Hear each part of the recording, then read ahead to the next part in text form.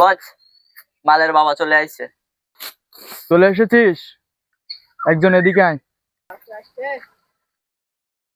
জি বস, বলেন। এদিকে আয়। ওর বাবাকে বল 5 লাখ টাকা লাগবে, ছেলেকে ফেরত চাইলে। ঠিক আছে বস।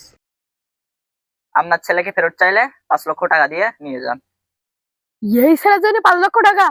আমার ছেলে তোরাই রাখ, আর একটা ছেলে আমরা পয়দা করলো। এই চাচা, কই যান? এদিকে আয়, এদিকে আয়। কত দিতে পারবেন?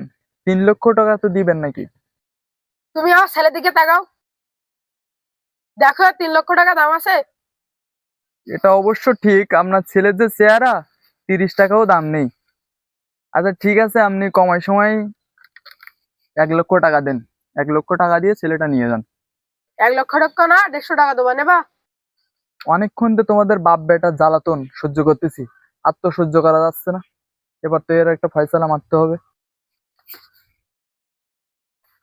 চাচা চাচা এরকম বলে না চাচা, 500 টাকা অন্তত দেও চাচা। চাচা, চাচা, 500 টাকা দেও চাচা। আমি দিতে পারবো না। চাচা, বিড়ি খাওয়া টাকাটা তো দেও চাচা।